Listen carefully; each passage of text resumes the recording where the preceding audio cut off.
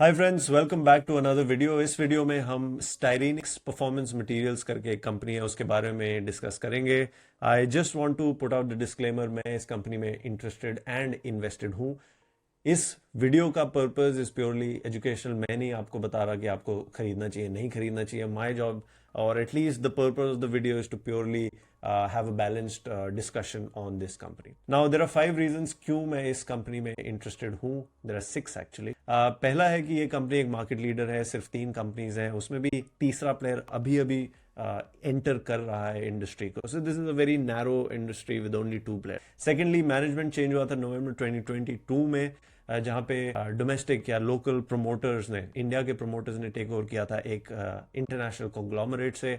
तो उसके बाद से काफ़ी कुछ चेंजेस आए हैं कॉस्ट ऑप्टिमाइजेशन के एरिया में स्पेशली। फोर्थ इज दैट यहाँ पे काफ़ी सारी रैपिड कैपेसिटी एक्सपेंशन हो रही है।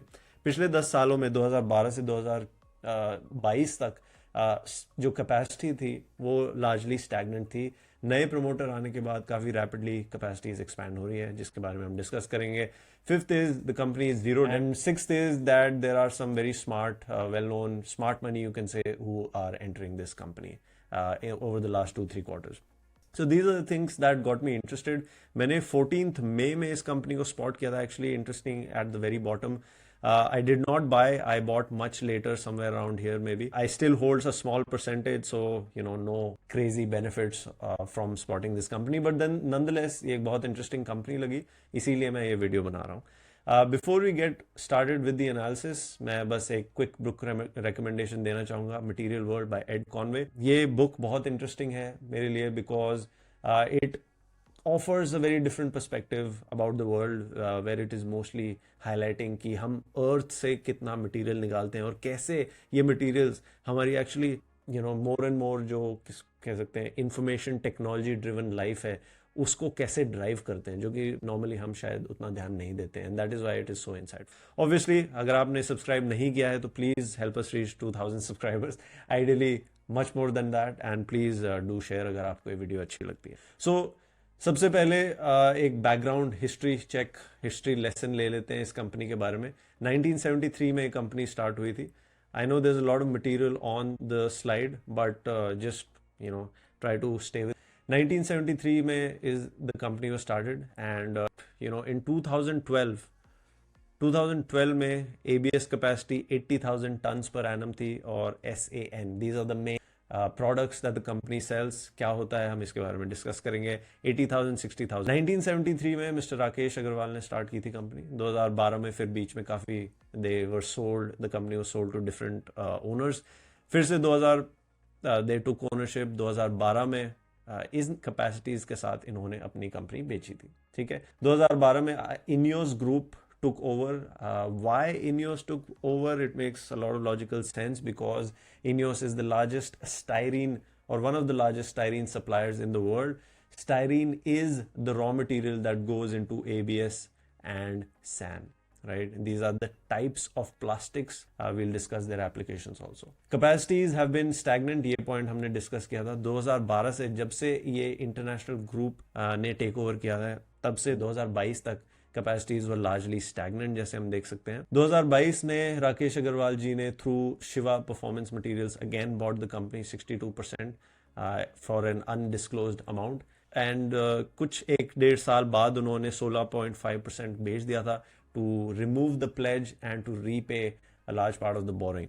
The current shareholding is 46.5. Okay, so this is the history. This is where the company is kind of coming from. इसके आगे एक जो बहुत इंटरेस्टिंग पॉइंट है जो शायद शुरू में मेरे को मेंशन करना चाहिए था, एंड आई डिड ब्रीफली, कि यहाँ पे कैपेसिटी एक्सपेंशन हो रही है. इन्होंने रिसेंटली एक एक्विजिशन की है फॉर $20 मिलियन. अगर 90 रुपए पर डॉलर भी अगर ले लेते हैं, although it's 85-86 something like that, so it's close to 180 CR. इस 180 CR में इन्होंने एक कंपनी थाईलैंड से खरीदी है, वो भी इनियोस ग्रुप से खरीदी है, जिसकी capacity is the same as the existing capacity in the India business. तो जितनी कैपेसिटी इंडिया में है, और अभी इस कंपनी की मार्केट वैल्यूएशन शायद 5,000 करोड़ के करीब है, उतनी ही कैपेसिटी इन्होंने 180 करोड़ में थाईलैंड में खरीद ली है. Now I don't no whether this is a typo, but this is the information that I have taken from what the company has communicated to the stock exchanges, right? That this is phenomenal. I would like to know more, but the company is saying that 2025 में जब ये acquisition complete हो जाएगी, that is when they will be sharing more information on this. So this is a very very interesting trigger, you can say, इस company. Okay, अब बात कर लेते हैं products क्या हैं, ABS and SAN. So these are basically downstream products, crude oil से निकल के not directly, but crude oil इसका styrene बन, और styrene, acrylonitrile, butadiene, basically these are the three raw materials that are needed. Styrene जो है, India बिल्कुल भी सेल्फ सफिशिएंट नहीं है. We import literally 100%. अभी पानीपत में इंडियन ऑयल कॉर्पोरेशन एक कैपेसिटी सेटअप कर रहा है. Butadiene, acrylonitrile also we mostly import. Butadiene I think हमारे पास इंडियन कैपेसिटीज हैं. So these are downstream products from crude oil processing. And ये टाइप ऑफ प्लास्टिक है जो typically makes up 12 to 20% of the plastic used in a car, depending on the जो भी vehicle type है, design है, manufacture.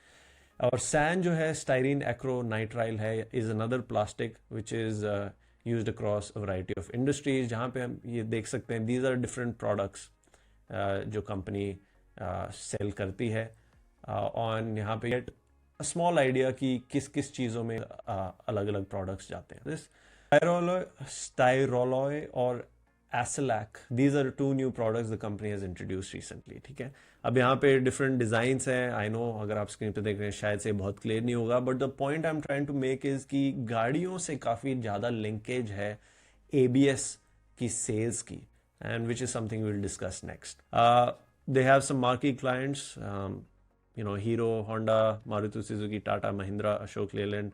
House hold appliances में LG, air, जो भी अपने कंज्यूमर वाइट गुड्स हैं, ACs, रेफ्रिजरेटर्स, इन सारी कंपनीज के अंदर जो प्लास्टिक जाता है विच इज़ लार्जली और SAN and ABS plastic. Stationery में लिंक जो है, it is again a pen and stationery maker which is listed. वहाँ पे रॉ मटेरियल जाता है. ठीक है, Studds, Steelbird, all these helmets, वहाँ पे रॉ मटेरियल जाता है. So this should give you idea कि कहाँ कहाँ ये products. Next we'll talk about the factors affecting sales. एक जो बहुत इंपॉर्टेंट फैक्टर कोई भी कंपनी में अगर आप इन्वेस्ट करते हो, आप देखते हो कि कितने स्टेबल है sales and what are the factors that determine the sales. So सबसे पहले हमें सीखने ये मिलता है कि ABS की sales particularly very sensitive to the trends in the automobile sector and consumer goods. Now, auto sector is very cyclical. I don't think there are any doubts about that. And जैसे ये दिखा रखा है इन्होंने, I have taken it from जैसे बता रहे हैं, for ABS around 40% of the requirement goes to automotive. So if 40% of the sales at least is definitely linked to auto, definitely cyclical, and therefore आप ये भी देख सकते हैं कि hugely varying sales growth number, right? ऐसे business में obviously cell से ज़्यादा वॉल्यूम ग्रोथ पे हमें ज़्यादा ध्यान देना चाहिए. But anyway, the point I am trying to make is कि sales are likely to be quite cyclical. Historically they have been. We'll find out क्या होता है आगे, but there are strong linkages to the auto sector. Automobile sales are already slowing down, तो काफ़ी slow down आ रहा है वहाँ पे, उसकी वजह से सेल्स में इम्पैक्ट हो सकता है. बट क्योंकि वॉल्यूम ग्रोथ आने वाली है, 15 to 17% volume growth company target कर रही है. तो लेट्स सी हाउ. सो इस स्लाइड में हम देख सकते हैं कि even operating margins of two players, Styrenix और Bhansali. So these are two key players. यहाँ पे तीसरा प्लेयर भी आ रहा है, सुप्रीम पेट्रोकेम. ओके, सो यहाँ पे लार्जली 3 ही प्लेयर्स हैं. एंड इन दोनों प्लेयर्स में आप देख सकते हैं कि 2015 to 2018 there was a upsurge in margins. Now margins, operating margins are not necessarily directly linked to the auto sector, but more of a function of the spread between ABS and styrene monomer के जो prices हैं. तो ये जो difference जैसे move करेगा, more or less the EBITDA margin is a function of that and also of the costs involved. So therefore it is very important to be the lowest cost producer because margins आपके हाथ में मतलब control कम ही है, more or less. So the point I am trying to make is कि 2019 में जब worst ever decline of auto sales था, so during that period the margins were also squeezed and we already know that sales growth was also very very low March 2019 में, and in 2 साल बहुत ही marginal growth थी. ठीक है. Next, what other factors can impact the revenue and EBITDA margin?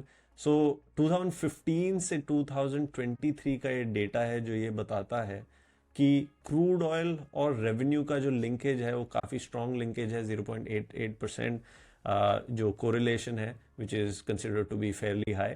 And जैसे जैसे crude oil के prices जाते हैं revenue tends to go up. The likely reason is that realizations are higher, and the opposite is the impact on EBITDA margins, right? So EBITDA margins tend to get squeezed. What about the market dynamics? So there are some facts we need to know. We can start off with first of all the market share. ABS में इनका market share 2023 से 2024 में growth हुआ है. Even in polystyrene growth हुआ है. Now historically क्या हुआ है कि 2022 में जब से एक्विजिशन हुआ है तो नई मैनेजमेंट में ब्रेकडाउन देना बंद कर दिया है. बट प्रीवियसली 70 to 30% ऐसा एक रेशियो रहता था बिटवीन ABS एंड पॉलीस्टाइरीन. अब पॉलीस्टाइरीन जो है इट इज़ मोर कमोडिटाइज्ड, और इसीलिए अगर आप देखेंगे तो इस कंपनी के स्टाइरीनिक्स के जो मार्जिन्स हैं, one of the reasons is that Styrenix के मार्जिन्स क्यों लोअर हैं. आप देख सकते हैं बंसाली के almost in every year they are higher, is because Bhansali does not sell polystyrene and that is why their margins are higher. ABS is a little more value added kind of plastic, जहाँ पे आपको margins specially in the specialised type of ABS that goes into automobiles. So that is why अगर आपके पास पूरा products mix में सिर्फ ABS होगा आपकी margins will tend to be higher. ठीक है. अब मार्केट डायनामिक्स की बात कर लेते हैं before we come to the capacity expansion plan. Will get to that. FY24 में टोटल ABS डिमांड है जो 300,000 to 320,000 टन्स पर एनम की डिमांड है. इसमें से 25 to 30% जैसे हमने बात की मार्केट लीडर स्टाइरीनिक्स सर्व करता है, नंबर 2 बंसाली है. मोर इम्पॉर्टेंटली जो डायनामिक है वो ये है कि इंडिया के अंदर 50% ऑफ दिस डिमांड 300 to 320 का TPA का जो डिमांड है around 50% is served by imports.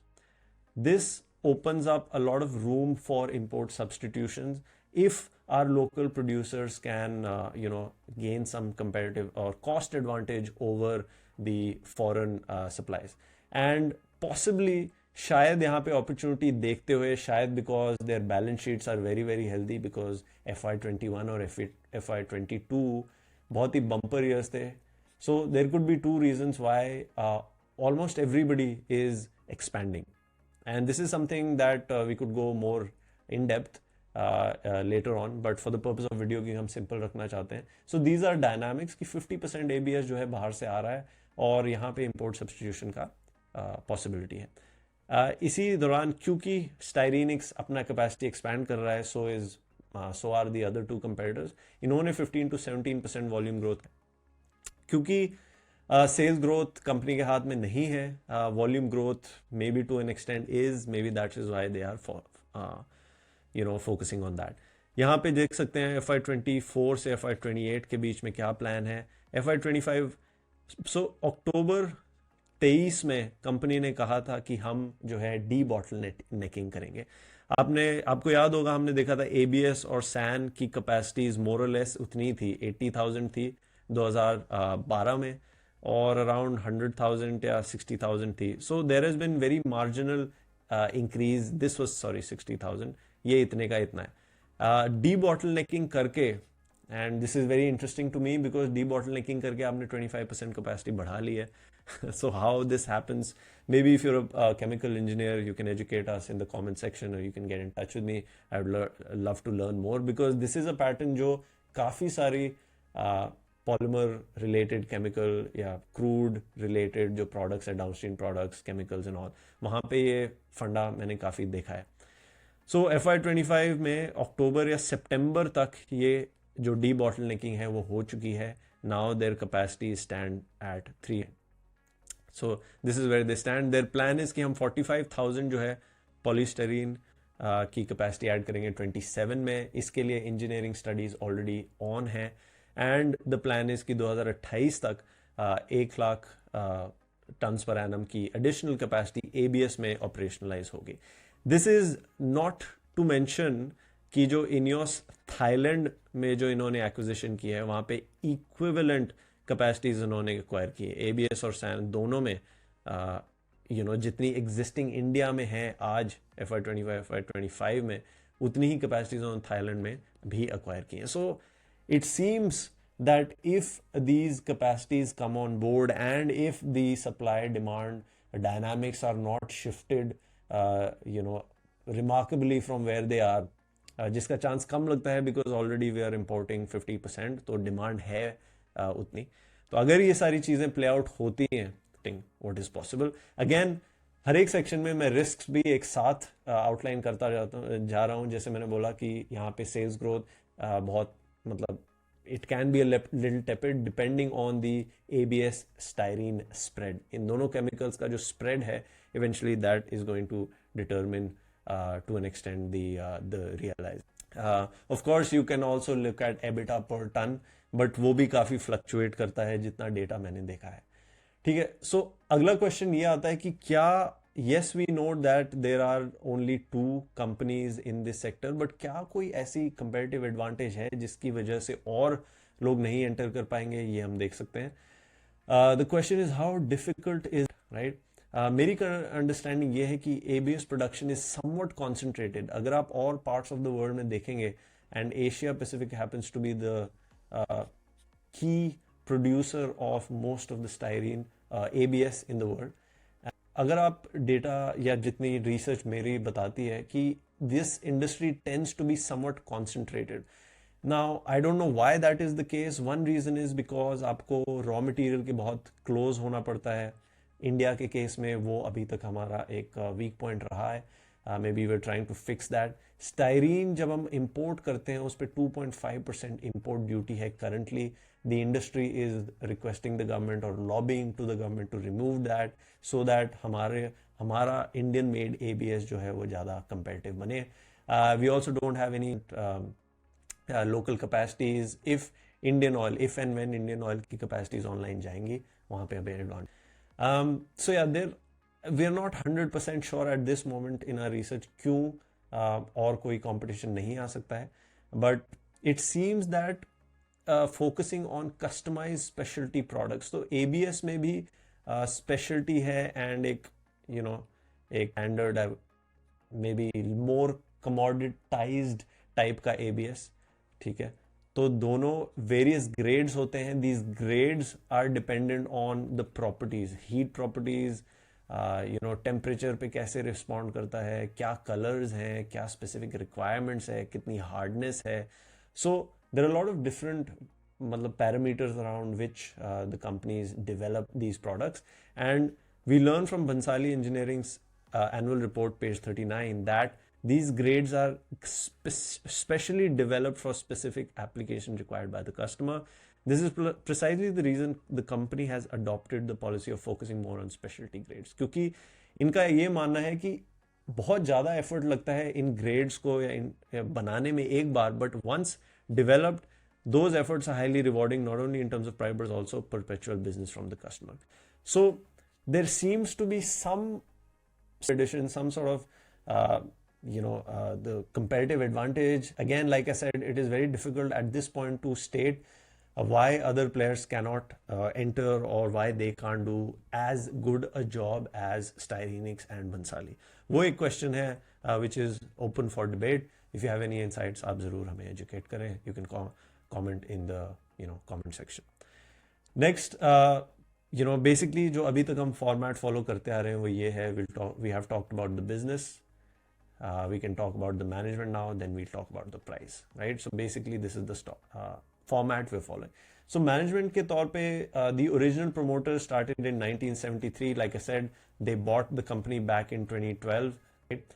And the company has good credentials. Seems to be they're chemical engineers. They have the education and everything. If you read their profile, the current MD, I believe Mr. Agarwal, I'm forgetting his full name. He is a Harvard graduate, and so yeah, the pedigree seems to be there. Shareholding adequate है, जैसे मैंने बोला 46% है, so it's not very high, but it's not very low. Also remuneration अगर हम देखते हैं बहुत reasonable है. ऐसा नहीं है कि promoters कंपनी से पैसा निकालते जा रहे हैं. Competence नज़र आती है because these guys are trying to literally 50% से reduce करना चाह रहे हैं energy cost को, and already on some of the plants, इनके 4 plants हैं, काफ़ी सारे प्लांट्स में ये कॉस्ट ऑप्टिमाइजेशंस ऑलरेडी हिट करना शुरू हो गई हैं. इनियोस थाईलैंड की एक्विजिशन, जिस प्राइस पे इन्होंने एक्विजिशन किया है, we definitely need to learn more, but ये बहुत बहुत इंटरेस्टिंग है. It seems they are very very savvy when it comes to capital allocation. 2 नए प्रोडक्ट्स इंट्रोड्यूस किए हैं FY24 में. That also shows कि नए promoters are very gung-ho, they are very into the business and they are making some big changes. मेरा एक काफ़ी बड़ा फैक्टर था जो मैनेजमेंट के साथ कंफर्ट इंक्रीज किया, जिसकी वजह से, which is that Ikigai, which is run by Mr. Pankaj Tibrewal. From what I understand about his process, मुझे ऐसा लगता है कि वो काफ़ी forensics में focused हैं, and I think if he is entering a company, I am very reasonably sure that the company, at least in terms of the shadiness या any wrongdoing, the chances of that happening are less. Now anything can happen in the future, but मुझे ऐसा लगता है कि वो एक stamp of approval है. Nonetheless, मैंने खुद पिछले 3 annual reports को study किया है, and मुझे कोई बहुत ही बड़े कोई forensic issues नहीं दिखे.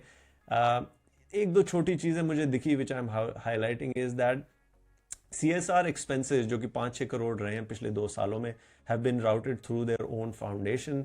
सो the amount is not very material, but मुझे ऐसा लगता है कि वो अपने foundation, Uttara art foundation I believe is the foundation name, and they run I think 20-30 acres पे इनका एक आर्टिस्ट के लिए एक यू कैन से रिट्रीट है जो ये रन करते हैं. मे बी प्रमोटर का एक पैशन प्रोजेक्ट है, I don't know.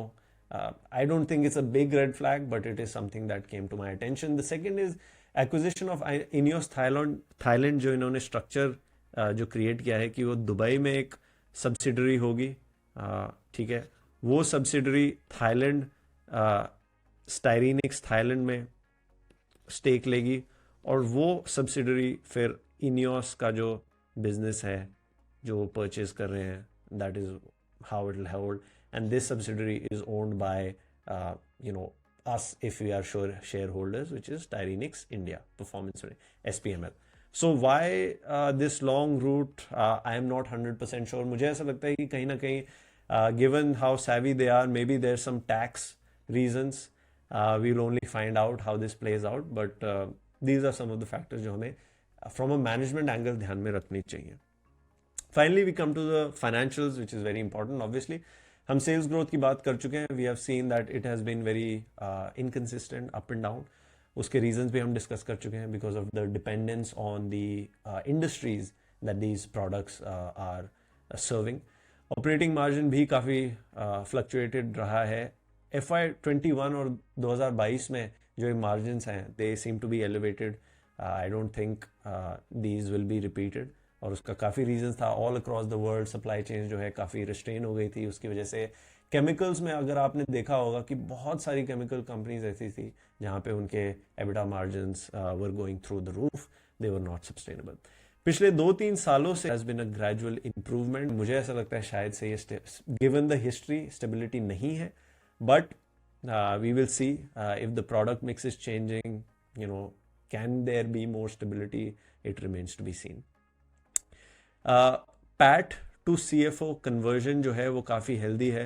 I don't think there is been any concern about that, barring 1 or 2 years जहाँ पे इनफैक्ट ये -1742 it doesn't mean anything. PAT जहाँ पे -10 था, और actually cash flow was more then that. तो it was more of I believe यहाँ पे इन्वेंट्री राइट डाउन इन्होंने लिया था, so it was more of a loss on the books, but cash flow वहाँ पे हेल्दी था. Cash has been largely great. Debt थी कंपनी के पास जो कि डिक्रीज हो चुका है. We are now debt free, net debt free. अगर हम वर्किंग कैपिटल रेशियोज देखें तो 2017 से 2022 में इन्वेंट्री टू सेल्स का जो रेशियो है वो थोड़ा सा एलिवेटेड रहा था. Possibly I am not sure why that is the case, but it seems to be that जब से 2022 में, नवंबर 2022 में नए प्रोमोटर्स ने टेक ओवर किया है, उसके बाद इन्वेंट्री टू सेल जो है has gone down. This means less capital is getting stuck.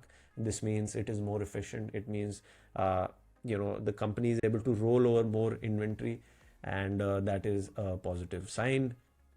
Trade receivables में मुझे ऐसा कोई रेड फ्लैग नहीं दिखता है बारिंग 2021 में.